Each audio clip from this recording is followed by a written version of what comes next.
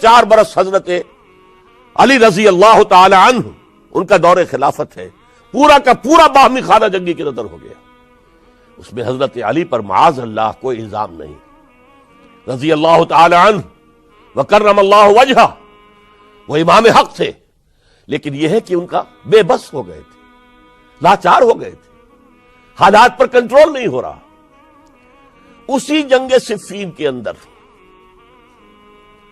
جب ایک تجویز پیش کی گئی کہ لڑنے بھڑنے کی بجائے حکم مان لو، جیسے قرآن مجید میں آیا ہے کہ میاں اور بیوی کے درمیان اختلاف ہو جائے تو فبعثوا حکما من اہلہ وحکما من اہلہا، ایک حکم لڑکے والوں کی طرف سے ایک حکم لڑکی والوں کی طرف سے مقرر کر لو، وہ آپس میں معاملہ طے کرائیں، لہذا تحکیم کی تجویز کی گئی۔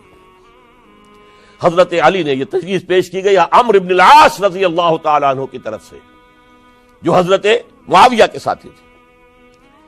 حضرت علی اس تحکیم کو قبول نہیں کرنا چاہتے تھے، جانتے تھے کہ یہ ایک چال ہے جس میں آ رہا ہوں، لیکن بالآخر آپ نے وہ قبول کر لیا۔ اچھا بھائی، ابو موسیٰ اشعری ہماری طرف سے، عمرو بن العاص معاویہ کی طرف سے، یہ 2 حکم ہیں۔ اس موقع پر اب تحکیم کیا ہوئی، کیا اس کی شرائط تھی، کیا اس میں نہیں جانا چاہتا، اس وقت میں تاریخ نہیں بیان کر رہا، بلکہ مجھے اب چوتھے خلیفہ حضرت علی کی شہادت کا پس منظر بیان کرنا ہے۔ اور ہزاروں شہادتیں ہو رہی ہیں، لیکن اس دور کی شہادتوں میں سب سے چوٹی پر حضرت عمر کی شہادت، حضرت عثمان کی شہادت، حضرت علی کی شہادت رضی اللہ تعالی عنہم اجمعین۔ اس وقت حضرت علی کے جو حامی تھے انہی میں سے ایک فرقہ علیحدہ ہو گیا کہ یہ تحکیم کفر ہے، ان الحکم الا للہ، حکم کا فیصلے کا اختیار اللہ کے سوا کسی کو نہیں ہے، لہذا یہ جو کیا ہے یہ غلط ہے۔ اور اس حد تک چلے گئے کہ جنہوں نے یہ تحکیم کو قبول کیا وہ کافر ہو گئے، علی بھی کافر، معاویہ بھی کافر، عمرو بن العاص بھی کافر، جنہوں نے مانا کافر۔ یہ لوگ کہلاتے خوارج تھے، یہ حضرت علی کی فوج میں شامل، حضرت علی کے حامی تھے، حضرت علی کی جماعت میں سے تھے، لیکن بس ایک غلطی، جذبات کے اندر آ کر، غصے کے اندر آ کر اس درجے، اور وہ حضرت علی سے علیحدہ ہو گئے۔ اس کے بعد انہوں نے اپنی ایک کانفرنس کی، ایک جنگ بھی ہوئی، پھر حضرت علی کو ان کے خلاف جنگ کرنی پڑی، وہ جنگ نہروان کہلاتی ہے، جن میں کہ ان خوارج کو حضرت علی نے بہت بڑی شکست دی۔ پھر انہوں نے کانفرنس کی آپس میں بیٹھ کر کہ علی کو یا معاویہ کو فوجی شکست دینا تو ہمارے لیے ممکن نہیں ہے، ایسے کرو کہ ان تینوں کو قتل کر دو، علی کو بھی قتل کر دو رضی اللہ تعالی عنہ، معاویہ کو بھی قتل کر دو رضی اللہ تعالی عنہ، عمرو بن العاص کو بھی قتل کر دو، تاکہ اس کے بعد مسلمان اپنا کوئی خلیفہ چن لیں گے۔ رمضان سن 40 ہجری اس کا ایک دن معین کر لیا، ایک ہی دن یہ تینوں جو ہے، عبد الرحمن ابن ملجم آئے گا مدینے کے اندر، کوفے کے اندر، حضرت علی نے صدر مقام کوفہ بنا لیا تھا، اور فجر کی نماز میں حضرت علی پر حملہ کرے گا۔ ایک دوسرا شخص عمرو بن العاص پر جا کر حملہ کرے گا اسی دن اسی وقت۔ ایک تیسرا شخص وہ امیر معاویہ کے اوپر حملہ کرے گا۔ عمرو بن العاص اس روز مسجد میں آئے ہی نہیں، ان کی جگہ کوئی اور شخص جو نماز پڑھا رہے تھے وہ شہید کر دیے گئے۔ حضرت معاویہ پر جو حملہ ہوا وہ اوچھا پڑا وار، وہ جلدی تندرست ہو گئے۔ حضرت علی ابھی وہ گھر سے نکل کر مسجد کی طرف جا رہے تھے، ابن ملجم نے ایک اور ساتھی اپنے ساتھ لے کر حملے کیے ہیں، شدید زخمی کر دیا۔ حضرت علی نے آواز دی، کچھ لوگ آئے، ایک ساتھی تو دوڑ گیا اور ابن ملجم جو ہے وہ پکڑ لیا گیا۔ پھر کسی اور نے نماز پڑھائی، اور حضرت علی رضی اللہ تعالی عنہ نے وصیت کر دی کہ اگر میرا انتقال ہو جائے تو اس ابن ملجم سے قصاص لے لینا، نہ ہو تو پھر میں خود اس کا فیصلہ کروں گا۔ لیکن حضرت علی رضی اللہ تعالی عنہ بھی شہید ہو گئے۔ یہ شہادتیں میں نے کس کیٹیگری میں ڈالی ہیں، ہسٹوریکل بیک گراؤنڈ کیا ہے اس کو سمجھیے۔ ایک شہادتیں وہ تھیں جو دور نبوی میں ہوئی اللہ کے دین کو قائم کرنے کے لیے۔ سورہ شورى کی آیت ہے، شرع لکم من الدین ما وصى به نوحا والذی اوحینا الیک وما اوحینا به ابراہیم وموسیٰ وعیسیٰ ان اقیموا الدین، دین کو قائم کرو. اور میں اس کا ترجمہ کیا کرتا ہوں وضاحت کرتے ہوئے، دین قائم نہیں ہے تو قائم کرو، قائم ہے تو قائم رکھو. اس کو گرانے کے لیے شیطانی قوتیں تو پورا زور لگائیں گی. ستیزہ کار رہا ہے ازل سے تا امروز، چراغ مصطفی سے شرار بولا بھی. ابلیس لعین کو تو پسند نہیں کہ اسلامی نظام دنیا میں قائم ہو. وہ تو نوع انسانی کا دشمن ہے، ازلی دشمن، پیدائشی دشمن.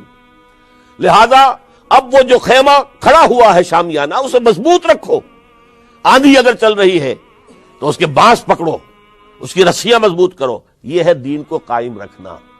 یہ دور جو میں نے گنوایا ہے یہ اس دین کو قائم رکھنے کے لیے، اور اس پر جو خارجی حملے ہو رہے تھے ان حملوں کا سد باب کرنے کے لیے یہ بیش قیمت شہادتیں پیش کی گئی ہیں. ہزاروں صحابہ کی جانیں گئی ہیں اور 3 خلفائے راشدین شہید کیے گئے. لیکن یہ بات نوٹ کر لیجئے، اس کا نتیجہ کیا نکلا. وہ جو ہمارا سیلاب جا رہا تھا عالمی سطح پر، محمد کے دین کو آگے سے آگے پہنچاؤ، جو حضور خطبہ حجۃ الوداع میں کہہ کر گئے تھے میں نے تم پر حجت قائم کر دی، اب تمہیں حجت قائم کرنی ہے پوری نوع انسانی پر. لہذا فلیبلغ الشاہد الغائب، اب جو بھی یہاں موجود ہیں ان کا فرض ہے کہ پہنچائیں ان کو جو یہاں موجود نہیں ہے. یہ اسی کے لیے تو یہ فوجیں نکلی تھیں، اللہ کے دین کو قائم کرنے کے لیے. ورنہ شہادت ہے مطلوب و مقصود مومن، نہ مال غنیمت نہ کشور کشائی. یہ ابو بکر ہوں، عثمان ہوں، علی ہوں، عمر ہوں، یہ تو درویش تھے، انہوں نے کوئی محل نہیں بنائے، چٹائیوں پر بیٹھتے تھے، پیون لگے ہوئے کپڑے پہنتے تھے. ان کی خوراک عام مسلمان سے زیادہ بہتر نہیں تھی، بلکہ ان سے کمتر رہتی تھی، ادنا درجے کے مسلمان تھے. لیکن یہ ہے کہ یہ جو سیلاب جا رہا تھا اسلام کا، انٹرنل سیبوٹاج کے ذریعے سے اس کے اندر طاقت جو تھی وہ روک دی گئی. آپ دیکھتے ہیں اور سنتے ہوں گے، اگر کوئی انکلائن ہو، چڑھائی ہو، اور ٹرک جو ہے لوڈڈ ہے، چل رہا ہے، زور لگا لگا کے انجن جو ہے گوں گوں گوں کر کے چل رہا ہے، اگر خدا نہ خواستہ انجن بند ہو جائے ایک دفعہ، اسے کہتے ہیں موشن ٹوٹ گیا. اب یہ ڈرائیور جانتا اس کی جان پر بن گئی. اب اس کو دوبارہ سٹارٹ کرنا آسان کام نہیں ہے. تو اسلامی سیلاب کا کہ جس کے بارے میں کیفیت یہ تھی کہ تھمتا نہ تھا کسی سے سیل رواں ہمارا سیل رواں روکنے والا کون رہ گیا تھا. سلطنت کسریٰ ختم ہو چکی تھی، سلطنت روما کی 2 ٹانگیں ٹوٹ چکی تھی. اس کو روکا ہے یہودی سازش نے انٹرنل سیبوٹاج کے ذریعے. 1 لاکھ مسلمان تو ایک دوسرے کی تلواروں سے ہی مارے گئے. خلافت راشدہ کا یہ نظام یہ پھر ایک سیڑھی نیچے اتر گیا. اس کے بعد دور بنو امیہ شروع ہوا ہے. عارضی سا حصہ یہ ہے کہ حضرت علی سے کہا گیا کہ ہم آپ کے بیٹے حضرت حسن کے ہاتھ پر بیعت کر لیں. آپ نے فرمایا نہ میں تمہیں روکتا ہوں نہ تمہیں حکم دیتا ہوں، یہ تمہارا معاملہ ہے. بہرحال لوگوں نے حضرت حسن کے ہاتھ پر بیعت کر لی. اب حضرت معاویہ کا اور حضرت حسن کا معاملہ شروع ہوا. حضرت حسن نکلے 50,000 کی فوج لے کر، اس وقت سے بہت بڑی فوج لے کر امیر معاویہ آئے.